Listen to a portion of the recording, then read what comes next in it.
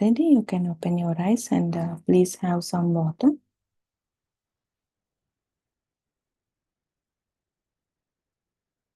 Thank you so much, friends, for joining in meditation. Hope you're all back.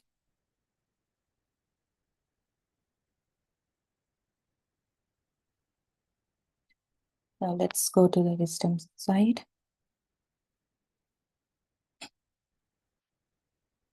So we are discussing chapter 13 from the book SETH Speaks, the Eternal Validity of the Soul. So it's about reincarnation, dreams, and the hidden male and female within the self. So far, SETH Master is explaining about the hidden nature, the hidden energies, we can say, the feminine and masculine energies in us. So why are they present in our body? Why there is division in this realm? So it's us, it's the humans, we have chosen to evolve. So the strong reason is for evolution, for the soul's evolution. So coming to the male, so SETH Master says here, the male feels a deep yearning. It's like longing for the anima. So what's the anima? Again, anima is the inner feminine energies. Animus is the inner masculine energies. So anima is present in the male body, male physical body. Animus is present in the female physical body. So this male, so often he is explaining about male here. So the male feels a deep yearning. So he feels like longing for the anima. He's not aware that he is longing for anima, but something he feels, something it is missing. So whatever it is missing, he will be longing for that missing feelings. So because why he is longing for that? He is having a deep longing, a deep yearning for that. So because it represents, animus represents part of his whole self, the whole self, isn't it? So one part has taken a physical form and one is in the energy. So in the last session we have discussed about that. So one will be in the physical form and the another is in the energy form. So whatever, but this whole, the physical and the whatever the hidden energies compiles the whole self, isn't it? So this physical self, whatever it is longing, whatever it is urging for, longing for, so it wants something from inner self, the latent, which is not expressed and which is pushing to emerge, so which is wanting to be expressed. So here expression is not just words or feelings or emotions. It's all about creativity. We have in the last session we have discussed about the characteristics of anima and animus, isn't it? So the inner tension, this is a tension in the sense here, like something that is pulling, so something that is he wants. So the tug. So this inner tension, that is the rupture, we can say. It's not about the emotional tension. So the inner tension drives him to balance his natural aggressiveness with creativity. The physical masculine body has certain characteristics, which is one of them is aggressiveness. So usually that is aggressive. So this aggressiveness and with creativity. So whatever this person is longing for is all about creativity. So this aggressive nature in him must transform into certain creativity. So that's where the inner tension starts. So this natural aggressiveness with creativity, uh, or to channel the aggressiveness into creative expression. So it's like it's something which is could be expressed and should be in a right form. So this practical, so whatever the emotional aggressiveness, so this anima what will it will transform this aggressiveness into certain creative. It channels the creativeness in him. So the inner struggle, whatever the inner struggle reflects a larger human struggle, a deep shared efforts to, it's like to integrate the aspects of the self. Okay, though it is man or woman, so these inner energies, they are part of the self, and they effort to the integrate. So it's, we need to integrate the aspects, all the aspects of that self. So our current consciousness, so as of now, forget about male and female here. So as of our current consciousness, the way we think and perceive right now is a result of a specific tension. So that means every time this animus or anima in us, they are in continuous work, though we are aware or not. They are in continuous work. So they are completely supporting the self, isn't it? The other part of the self. But we are not, sometimes we are not aware of that. So most of the times that we are not aware of that self. So here, certain tension. So sometimes we feel like something we are missing. Though materialistically, or say like psychologically, so we are like happy, everything is satisfied, but something we feel like it is missing. So that missing feeling, that means we need to connect to our inner self. And how it will? So only through meditation, right? So here, a focused awareness that rises out of the unconscious parts of the whole self. So this awareness, so when we focus this focused awareness, so that means the the consciousness is aware, is completely aware of the other self, of its complete self.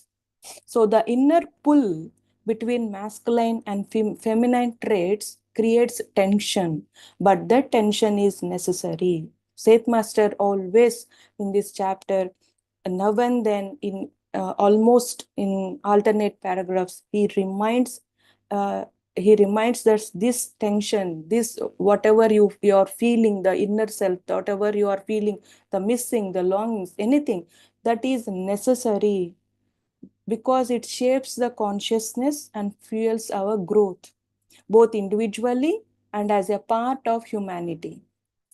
Both individually in the sense as of the growth of the soul, and also to the humanity. So this tension, so this is necessary. This pull is necessary. Okay. Now, he says the true consciousness, whatever the true consciousness of ourself is completely aware. In fact, the physical self, is not aware of the other self, the greater self, but the greater self, the consciousness, is aware of the physical self as well. It is aware of everything. Whatever it is related to us, it is aware of everything. It is deeply, powerfully aware. The life we know is just one part of this vast awareness. This physical life, that we sometimes some think that this is only the life, this is only the physical body, the physical reality is the reality, but this reality is one of the reality in the whole consciousness.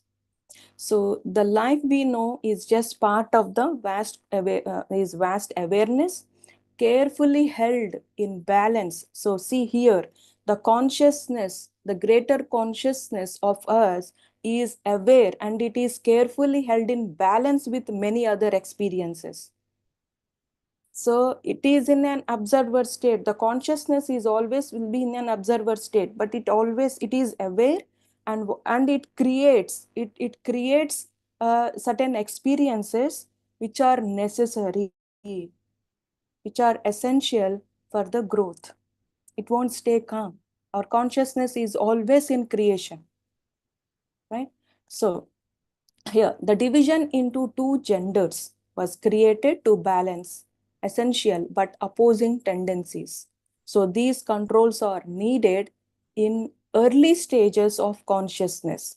So we have to remember this word, in early stages of consciousness, these opposing tendencies. So whatever the tensions feel, or this balancing nature, okay, the balancing nature, the inner self always balances. So whatever we have learned earlier, we got to know earlier, this is needed only in the early stages of consciousness, right? The anima and animus hold these contrasting traits and play a key role. This is like they play a very important role in shaping human consciousness.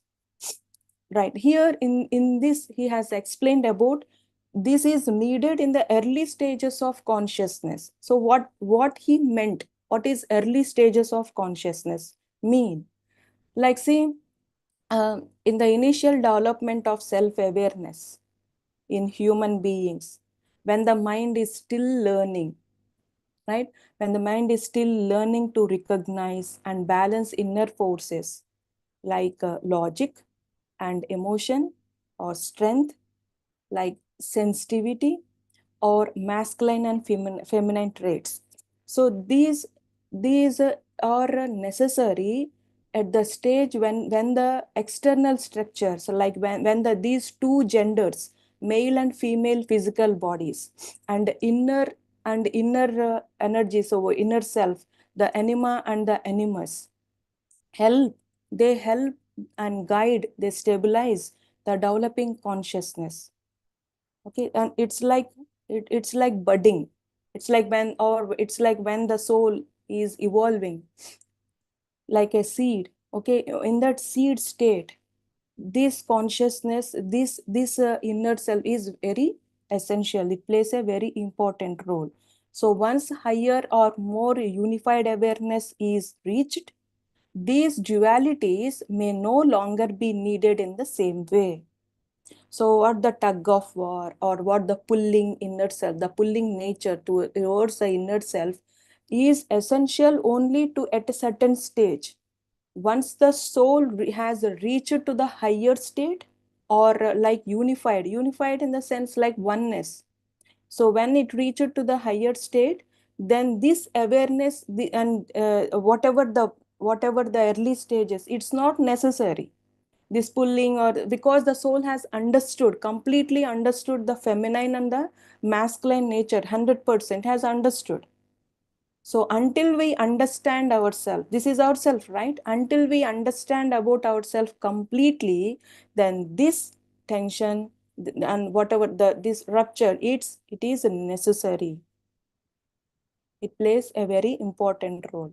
So for example, like when kids, when these toddlers, so about 1 year, so after when they are about to reach 1 year of age, or of their age, they try to walk with the help of parents, with the help of adults or elders, like, so they will hold the hands so that they will balance, and they will hold the hands until they can walk by their own self, by their own. So until they always try. So though they fall, though they how many attempts they make, but they always try to at least 2 steps, they always try to take 2 steps. So these adults, so when they hold their hands, they comfortably they walk to a certain, they will take certain steps, either 10 or 10 to some steps, so until they are happy. So when they learn to walk, it's not necessary, so they don't take help of the elders, they won't take help of the elder ones, the adults. So they won't take help. So they will walk on their own. The same thing, these energies, they help until we balance, until we understand. So once we know how to walk, once we know how to balance energies, when we get the complete knowledge of the feminine and the masculine energies, then it is not necessary, this pulling, so this is not necessary. Okay. Now here, one interesting thing here, Seth Master says, this is all till now we have discussed about the physical body just after birth, right? This is all about after birth, and both female and male. So when they know, when they feel like, so these are about the characteristics. Now Seth Master is taking us when we are in the mother's womb. Okay, how these energies will act. It's not that only after the birth, but before the birth also. Before the birth, these energies also triggers. These energies also acts. These energies will work. So coming to the mother's womb, when you are born male, Seth Master says, when you are born male. So when you are about to take a male birth, so when you are in the mother's womb, your mother activates the inner symbol of the anima, the hidden female. So mother plays a very important role. So this boy who is about to take birth, so when he is in the womb, the mother's womb, so this mother is a female, right? This hidden female. So this mother activates the inner symbol of the anima in that baby. So in that male, the child about to be. So hidden female, connecting you to the past female lives. So not only the food, even the energies. These mother energies, it activates the baby's hidden female anima, right? Now it will activate this, the boy in the womb. So he will start to recollect his past female lives. So he will connect to his past lives, past female lives, not the male lives, past female lives.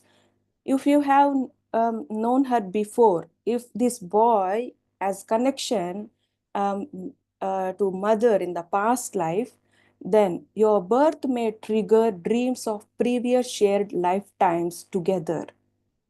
So this boy will in the womb, the boy who is about to take birth, he will activate the past lives which are female, and in those female, this boy gets dreams, or he will connect to that past lives where there is connection between a mother and this child, mother and this boy, him. Okay, so if you have known her before, your birth may trigger dreams of previous shared lifetimes together. So these memories may not be consciously recorded, right? Or they may be briefly remembered and then forgotten. So it's not like permanent memories, but sometimes it's these past lives. It's like activating a connection between the mother and the child, and also the hidden anima, the hidden female energies in that boy. And usually he will get dreams. So the mother's past male lives, and here not only for the baby, and here the mother's past life, which are male, will help her connect with her son. Sometimes a newborn son can activate her animus. Isn't it wonderful, right? So till then, the mother is an individual. Now in her physical body, in the baby in her womb, the male, if the baby is male, the boy, so even it's like both, they are helping each other. So you may think like the mother is already having, she has the masculine energies, the hidden animals. So but here when the mother when after pregnancy is completely different. This boy is one of the self, isn't it? The baby in the womb is not separate. It is the part of the mother. This boy completes the whole self of her. So the hidden, so this voice activates the animus at that particular time, in that particular pregnancy period. Though sometimes the mother feels aggressiveness or nervousness is because the activation of the animus in her through this boy. So sometimes it sometimes like mood swings, um, like unexpected. So it's like unexpected aggression. That means already what is hidden, it will activate itself. It will be working. But here, the more even the boy releases, the boy activates even the more the animus in her. So leading to unexpected aggression or nervousness. Okay, now this is a, when this is a contrast. If it is female, if it's a girl baby, then it's completely different. So it is like, oh, the it's the feminine energies, right? So then it won't. So the atoms, he says, the atom that compose the fetus have their own kind of consciousness. Okay, consciousness exists in all matter. So whether in a fetus, a rock, or a blade, or a blade of grass, independent of a soul or personality. So consciousness is present in everywhere, in everything. Though we are aware or not, we think like it's just non-living things, but even the non-living things has its own consciousness. So these atoms which are formed the type of fetus, which was took the form in the life in the form of a fetus, are their own kind of consciousness. A reincarnating personality enters a fetus based on its own desires and traits with certain safeguards. So, however, it is not required to enter at conception. What is conception is early stages of pregnancy, stages of a zygote. So so here consciousness means the soul. The soul can enter, so it may enter at the time of conception itself, right? Or even by birth. The timing varies. So there is no particular or fixed period for a soul to enter into that baby, into that zygote, into the mother's womb, right? So the soul can enter into mother's womb at any time from the formation of the zygote up to the moment of birth. So, and also it depends on the soul, and the timing varies from one soul to another. It is not like there is no certain like fixed terms or fixed certain norms, so fixed norms or rules that the soul must enter in only into that particular period. So it sometimes it comes and goes. It want to adapt this environment. It want to maintain this. It want to check. It is aware the consciousness of the baby, the consciousness of the zygote. The baby is aware, so it want to adapt this environment. It want to study about the parents, right? So the soul may enter into mother's womb at any time. Now, so many questions, so many in other sessions I have heard that they want to know whether the soul enters in third month or after the sixth month, or when the baby, when the baby steps into this world. So it is, so this time varies, and it depends on the soul, and the timing varies from one soul to other. And from the conception to the birth, and in this period, any time the soul can enter. And there are certain factors. So what are the factors that play a crucial role in the soul's entry? So there is something, so one action, so something is going on, so there is always a reason behind an action, right? So on what factors does this soul selects the entry time? So let's all discuss this in the next session. and what are the factors that play an important role in soul's entry, and what are the emotions that it's depend what are depends on the soul's emotions, the lessons, and also regarding the parents. So all this we will know in the next session, right? So it's very interesting as well as very deep subject, very deep wisdom. So thanks to Seth Master, and thank you, friends. If at all you want to share anything, you can unmute yourself.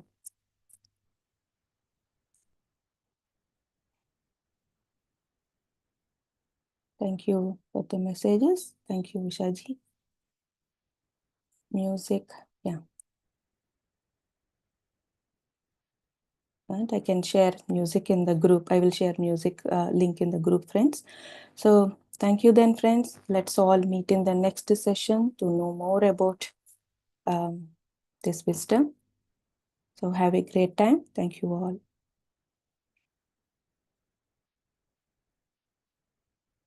Now let's leave. Thank you.